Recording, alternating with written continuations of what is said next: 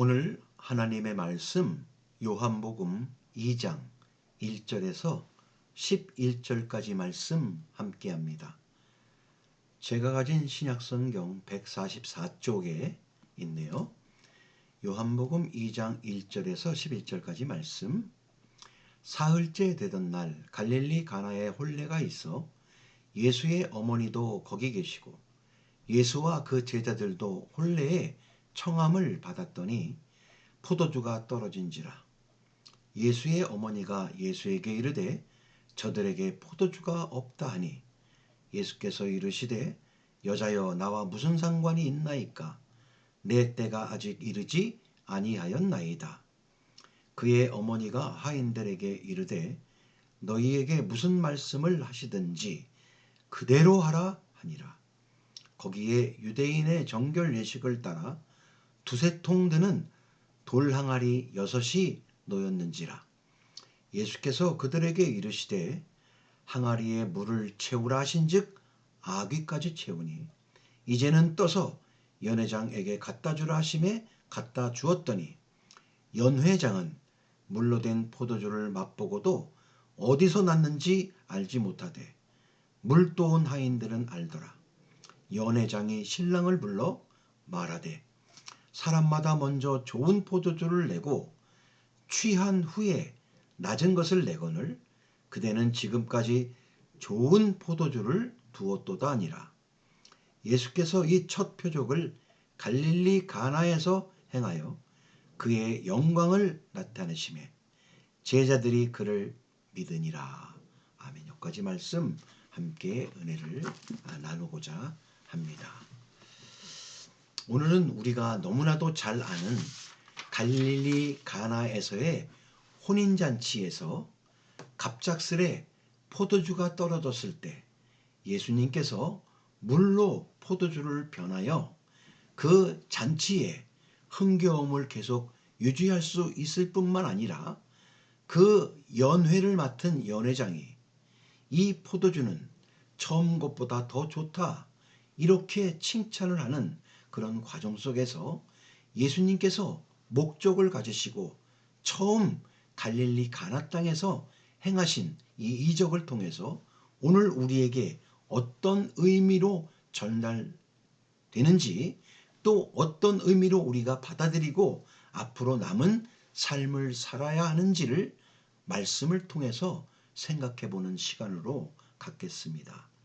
제가 말씀을 읽고 뜻을 설명했을 때 마음속에 동하는 것이 있으면 그것이 하나님이 주시는 음성이요 또 하나님이 우리에게 주시는 우리에게 동하여 움직이게 하시려는 뜻이다 이렇게 생각하시고 받아들이시는 귀한 시간 되기를 바랍니다. 먼저 1절에 보니까 갈릴리 가나에 혼인잔치가 있다 이렇게 말씀하고 있습니다. 갈릴리 가나 여기에 나사렛이라는 동네도 있죠. 크게 잡아서 갈릴리라는 그런 동네는 우리나라의 면보다는 크고 그 어떻게 보면 그 군 정도 될까요? 그 서울로 치면 뭐 도봉구에 우이동이 있고 수유동이 있는 것처럼 이 갈릴리에 가나가 있고 또 나사렛도 있고 그런 마을이 바로 갈릴리라는 마을입니다.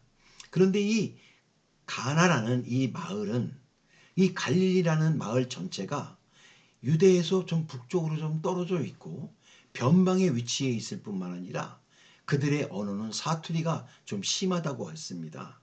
사투리도 심하고 문화와 풍속도 달라서 어떻게 보면 중심지에 도회지에 있는 사람들로 하여금 변방 취급을 받는 그런 사람들이었습니다. 오죽하면 예수님의 제자 빌립이 나다나엘에게 이야기합니다.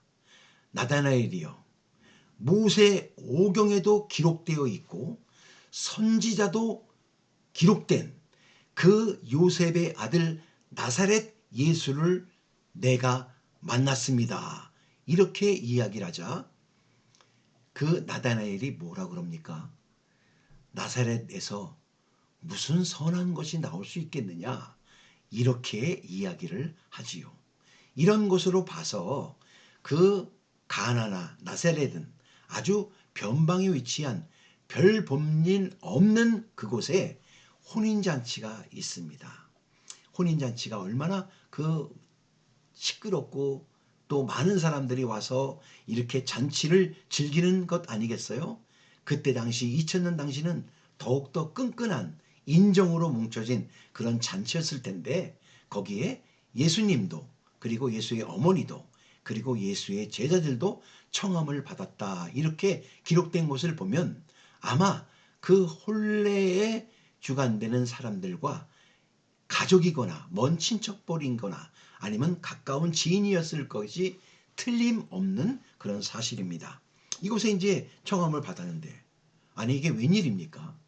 가장 중요한 음식인 포도주가 떨어진 겁니다. 생각해 보십시오.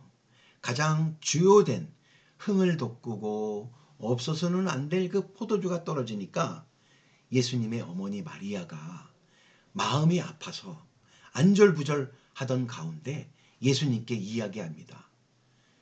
포도주가 떨어졌어요. 이렇게 이야기를 합니다. 그러니까 예수님이 뭐라고 말씀하세요? 여자여 나와 무슨 상관이 있나이까? 성경에 기록된 말씀은 이렇게 기록되어 있지만 그 원문을 보면은 이 일에 대하여는 어머님의 입장과 저의 입장은 좀 다릅니다. 이런 식으로 얘기합니다. 그러면서 아직 내 때가 이르지 아니하였나이다. 어머니께 이렇게 말씀합니다. 즉 다시 말해서 이것을 말씀을 풀어서 얘기하면 어머님의 요구가 아니라 이것은 하나님 아버지의 계획 속에서 이루어진 것입니다. 라고 어머니께 정중하게 말씀을 드립니다. 그러니까 이 어머니 마리아가 그 집안 하인들에게 단단히 이릅니다. 뭐라고 이르냐면요. 너희들은 예수님께서 무슨 말씀을 하시든지 그대로 하라 이렇게 말씀을 전합니다. 마리아는 예수님이 지금 누구신지 알고 있습니다. 그러니까 이 일이 어떻게 진행되어지는진 오직 예수님만 알고 있으니까 마리아가 그 집 하인들에게 너희는 무슨 말씀을 하시든지 그대로 하라고 분명히 단단하게 일러 둡니다. 그 집에는 유대 사람들의 율례에 따라서 돌 항아리 6개가 들어있다. 근데 그 항아리의 크기는 두세 통 드는 거다. 이렇게 얘기했는데 여러 학자들이 얘기했는데 그냥 물 항아리가 있는데 거기에 한 100리터, 100리터가 어느 정도인지 모르겠지만 우리 성도님들 식수통, 지금 생수통 있지 않습니까? 제일 큰 거, 그거 5개가 100리터 정도 됩니다. 쉽게 얘기해서 또 드럼통, 그게 200리터인데 그거 반만 하다. 이런 게 6개가 있으니까 한 약 600리터 정도 된다. 좀 큰 거죠. 그렇죠? 근데 유대인의 결례에 따르면 어디를 갔다 오든지 또 어디를 또 손님이 오시든지 그러면 그것을 떠서 손을 씻고 발을 씻고 또는 세수까지도 하고 또 집안의 그릇 설거지물도 그것으로 깨끗이 닦고 그 돌 항아리는 또 외부로부터의 감염이 안 되는 것으로 인식되어서 물을 거기다 다 담아놓는 그런 것이 있는데 그 돌 항아리 6개가 있었다. 이렇게 기록되어 있는 말씀을 봅니다. 근데 예수님께서 그 하인들에게 이야기합니다. 너희들은 이 돌 항아리에 물을 채우라 이렇게 명령을 하십니다. 그래서 종들이 물을 갖다가 채우는데 아귀까지 가득가득 채웁니다. 이 채운 물을 이제 연회장에게 갖다 주라 이렇게 얘기합니다. 그러니까 종들은 물을 채우라고 해서 채웠고 예수님께서 이 물을 연회장에다 갖다 주니 하니까 갖다 줍니다. 그러니까 연회장이 이것을 마시면서 포도주 맛이 기가 막히거든요. 그러니까 이 연회장이 이 많은 사람들의 음식을 주관하고 음료를 주관하는 이 연회장이 신랑을 불러들이는 겁니다. 신랑을 불러들여서 무슨 얘기를 하냐면 아니 이 사람아 모든 사람마다 먼저 좋은 포도주를 다 이렇게 쫙 먹이고 이 사람들이 얼큰하게 좀 취했다 생각하면 그 다음에 낮은 포도주를 내는데, 아니 그대는 더 좋은 포도주를 지금까지 두었도다, 이렇게 칭찬을 하고 있는 겁니다. 사람이 가면 갈수록 더 깊은 정을 느끼는 사람, 가면 갈수록 더 진국이다 느껴지는 그런 사람, 우리 인간 세계에서 많지 않습니다. 대부분 모든 사람들이 처음에는 다 좋습니다. 그러나 시간이 가면 갈수록 잘해주고 격이 없이 친하다 보니까 그 사람의 본성이 나오는데, 아, 여기까지다 하는 사람들이 대부분입니다. 손자, 손녀도 이뻐하면 이뻐할수록 더 예의 범절을 지키고 조심스럽게 할아버지의 사랑을 받아야 될 텐데, 그만 그 사랑이 지나친 나머지 수염을 잡아당기는 그런 일이 있는 것처럼 세상의 일도 그런 일이 당연히 있는 것입니다. 그런데 이 신랑 집은, 신랑이 그랬습니까? 아닙니다. 예수님이 이런 것을 보여주신 겁니다. 그러자 예수님께서 이 이적과 표적을 행하신 것을 갈릴리 가나 지방에서 뭐라 그랬어요? 표적을 이루셨다 그랬습니다. 표적은요, 목적을 두고 행하신 일이 표적이에요. 예수님께서 이 가나 지방 이곳에서 어떤 목적을 두고 이 일을 행하셨고 예수님은 기뻐하셨고 또 이 일로 인해 예수님의 제자들은 예수님을 믿었다, 이렇게 기록되어 있는 것입니다.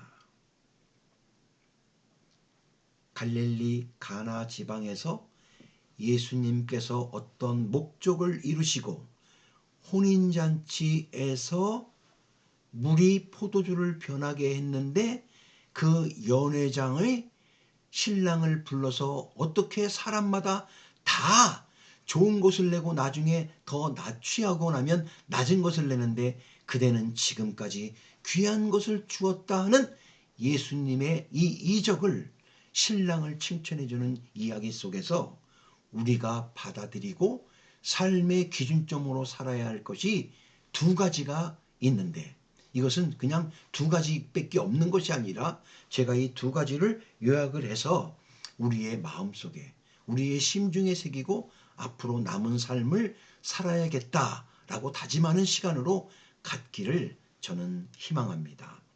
첫 번째, 이것은요, 예수님께서 메시아라는, 이 땅에 예수님께서 하나님의 마음을 갖고 이 세상을 변화시키려는 하나님의 마음을 갖고 예수님께서 첫 번째 새로운 시대에 그런 하나님의 사람들을 펼쳐서 이 땅에 흩어서 그 흩어진 사람들이 예수님의 그 복음을 전하고 살라는 그 표징으로서 예수님께서 이렇게 보내신 것입니다.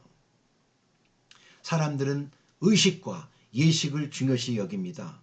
정결 예식, 돌 항아리에 있는 물을 중요시 여겼다가 그 속에 예수님의 그 보혈을 상징하는 그 포도주로 상징하게 돼서 제자들이 믿고 그대로 살았던 것처럼 우리의 속성도, 우리의 지식도, 경험도, 지식도, 우리들의 이전의 모든 것도 이제는 다 묻힌 바 되고 십자가에 못 박힌 바 되어서 이제 새로 거듭난 그런 삶의 모습으로 살아야겠다라고 우리들의 마음을 깨우치시는 그런 뜻에서 표적으로 삼으시고 물이 포도주 되게 하셨다, 이렇게 말씀하고 있는 겁니다. 물이 포도주가 되게 했다. 예수님이 가나의 혼인잔치 집에서 단순히 펼쳐진 이 목적을 갖고 펼치신 이 이적과 기사가 오늘 이 아침 저와 우리 모두에게 어떤 의미로 받아들여야 하나요? 저는 이렇게 받아들입니다. 이렇게 깨닫습니다. 나의 모든 지식과 경험과 배우고 느끼고 깨달은 이 세상의 모든 것, 이제 십자가의 보혈로 다 벗어내 던지고 내 속에 있는 내 속성, 내 골수에 흐르는 그 골수마저도 이제 하나님의 것으로 변하여져서 내가 살아야 된다는 하나님의 가르침이 예수님이 목적을 갖고 이 이적을 펼치신 것이라 이렇게 깨닫고, 이제는 내가 아닌, 세상이 아닌, 물이 아닌 포도주, 아니 포도주가 아닌 보혈로 내가 거듭낸 인생으로 나머지 삶을 살아야겠다, 이렇게 다짐하시는 마음과 믿음이 되어야 되겠다, 이렇게 저는 첫 번째 깨달은 겁니다. 완전히 게임 체인저가 되어야 되는 겁니다. 완전히 모든 상황과 결말을 바꾸는 그런 사람이 내가 되어야 되겠다. 성경에 기록한 아주 적은 소수, 12만 4천 명이라고 있죠. 꼭 숫자를 얘기한 게 아니라 적은 소수. 저는 이 말씀을 받아 읽으면서 마음속에 깨달으면서 내가 어떻게 살아야 되나, 이 마지막 시대에 내가 어떻게 살아야 되나. 예전에 우리 선대에 유명한 목사님 중에 어떤 한 분은, 물론 17세기, 19세기 18세기 말에 살았던 목사님인데, 제가 지금 성함은 기록되지 않았는데 친구를 만나서 막 울더랍니다. 왜 우냐고 물어봤습니다. 내가 예수님의 말씀을 이렇게 게으르게 전하고 올바로 살지 못하면서, 그리고 깜짝 놀라지 않고 이렇게 편안한 마음으로 내가 산다는 게 내 자신이 너무나 한심하고 처량해서 내가 지금 눈물을 흘릴 수밖에 없어서 내가 지금 운다고 이렇게 친구에게 고백을 했다고 합니다. 저도 이거 이상한 기적입니다. 예수님이 지금 마지막 시대를 살면서 이 사랑과 이 복음을 전하라고 사는데, 지금 이걸 어떻게 전하며 어떻게 퍼뜨리며 살아야 되나, 그냥 앉아서 넋놓고 있는 이런 저의 모습을 보면서 참으로 기가 막힌 삶을 살고 있다, 이렇게 뉘우칠 때가 너무나 많이 있습니다. 하지만 한 가지 용기를 주는 것은, 너희들이 귀로 듣고 눈으로 읽고 마음으로 새긴 그만큼만, 너의 역량만, 그대로만 나가서 너의 삶으로, 복음을 위한 삶으로 살면서 너가 다른 사람의 올바른 모습으로 저렇게 살아야겠구나 하는 예수님의 모델이 되어서 살아주기를 바라는 예수님의 희망이 우리에게 드러난 것을 보고 앞으로의 남은 삶을 그대로 살아야겠다면 우리가 물이 포도주로 변한 삶의 모습이 되는 것이다, 이렇게 말씀드릴 수가 있는 겁니다. 두 번째, 사람마다 처음에 다 좋은 것을 내고 나중에 사람들이 취하고 나면 좀 낮은 것을 내는데, 그대는 지금까지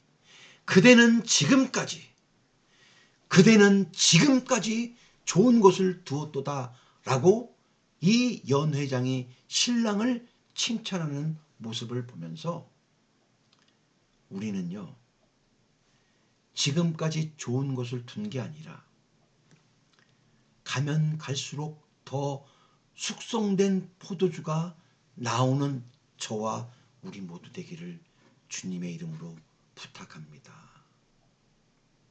사람들은요, 잘해주면 잘해줄수록 더 조심스럽게 받고 조심스럽게 예의를 갖추며 대해야 되는데, 많은 사람들이 거기까지 미치지 못하는 것을 볼 수가 있습니다. 저 또한 마찬가지입니다.